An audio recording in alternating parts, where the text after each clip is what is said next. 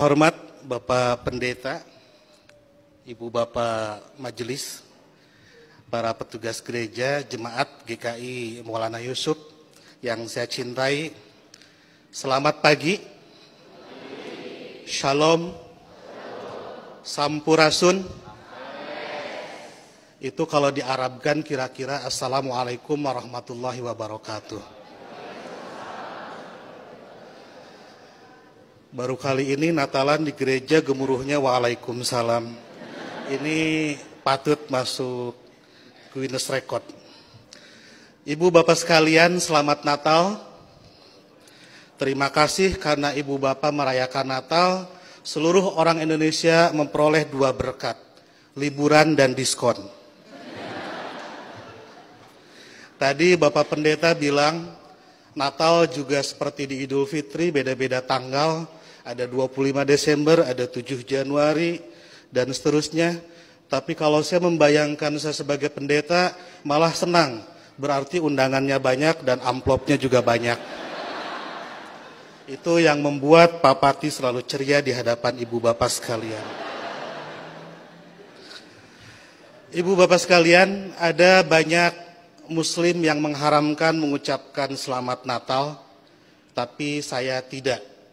Dan sebetulnya banyak juga orang Islam yang berpendapat mengucapkan selamat Natal itu tidak apa-apa. Tapi mungkin yang datang ke gereja dan langsung mengucapkan hanya sedikit, salah satu di antaranya saya. Seperti dalam Alkitab, banyak yang terpanggil tetapi sedikit yang terpilih.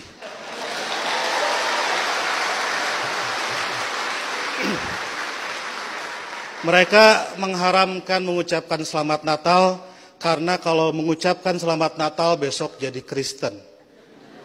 Saya tiap 10 November mengucapkan selamat Hari Pahlawan, besoknya saya tidak jadi Avengers. Minggu lalu saya mengucapkan selamat menikah kepada teman saya yang hajatan, besoknya saya tidak jadi pengantin.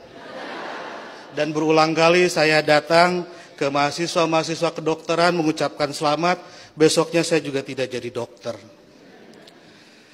Nah, saya tahu bagi orang Islam untuk jadi orang Kristen itu susah.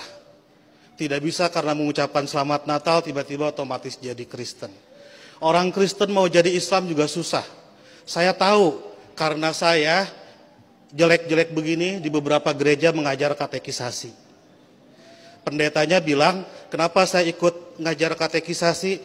Karena untuk menjadi Kristen yang baik harus tahu tentang Islam yang baik. Karena selamanya kita akan bertetangga. Karena kedekatan saya dengan orang-orang Kristen seperti itu, banyak teman-teman dosen saya yang bilang, saya ini agen Kristen. Saya marah, saya bilang, saya bukan agen, saya glosir. Karena agen itu produknya cuma sedikit. Nah, jadi kata Pak Pendeta, kenapa saya diundang katekisasi? Agar orang-orang Kristen tahu tentang Islam, dan sebaliknya orang Islam juga seharusnya tahu tentang Kristen, karena ke depan kita akan terus-menerus bertetangga. Sebagai sesama tetangga, wajar dong kalau orang tetangga sedang bergembira, saya ikut bergembira. Itulah makna ucapan selamat Natal. Saya turut bergembira terhadap saudara-saudara yang sedang bergembira di hari Natal ini. Masa nggak boleh? Itu seperti kalau ada teman saya ulang tahun, saya mengucapkan selamat ulang tahun karena dia sedang berbahagia. Dan apakah dia betul hari itu lahir, tanggal itu lahir, tahun itu lahir, saya nggak tahu karena saya tidak pernah ngecek akte kelahirannya. Kan tidak lucu, Bu. Kalau kita mau, ayo kita nyanyikan happy birthday, tapi tolong berkas-berkas aktenya lihat dulu. Itu keburu kehilangan mood.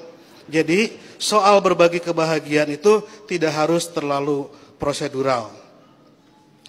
Nah, lebih dari itu, saya menganggap orang-orang Kristen itu partner saya, mitra saya dalam melakukan kebaikan. Saya harus mendorong sebagai dai, sebagai pendakwah dalam Islam, saya harus mendorong orang Islam soleh, baik, taat dalam keislamannya. Dan saya juga harus mendorong orang-orang Kristen baik, soleh, taat dalam kekristenannya. Karena kalau masing-masing baik, tidak akan ada terjadi konflik. Jadi saya harus mendorong orang Kristen harus mendorong orang Kristen agar baik dalam kekristenannya, karena kalau orang Kristen di sekitar saya jahat, saya pasti korbannya. Dan Bapak Ibu juga harus mendorong saya dan teman-teman muslim menjadi muslim yang baik. Karena kalau saya jadi copet, Ibu Bapak jadi korbannya. Jadi puncak toleransi adalah pada saat saya nanti membangunkan Ibu Bapak gereja dan Ibu Bapak mengongkosi saya naik haji. Ya. Karena satu sama lain harus mendorong dalam kebaikan. Oleh karena itu saya selalu bersedih kalau ada teman-teman Kristen gerejanya ditutup. Kalau ada teman-teman Kristen tidak boleh merayakan Natalan. Kalau ada teman-teman Kristen tidak boleh berdoa di rumah. Karena bukankah gereja, Natal dan berdoa adalah sarana orang Kristen untuk menjadi soleh dalam kekristenannya. Sebagaimana juga saya sebagai muslim membutuhkan masjid, membutuhkan Idul Fitri, membutuhkan salat untuk membuat muslim menjadi baik dalam kemuslimannya. Oleh karena itu, marilah kita sebagai sama-sama manusia mendorong satu sama lain agar baik, karena kita sama-sama diciptakan dari tanah. Kalau ada manusia yang tidak baik, mungkin dia dibikin dari tanah sengketa. Lebih dari itu, saya melihat kelahiran Kristus adalah berkah tidak hanya bagi orang Kristen, tapi juga untuk dunia. Karena dengan lahirnya Kristus, 3 miliar penduduk dunia menjadi beragama Kristen dan lebih berpotensi melakukan kebaikan dalam kekristenan itu.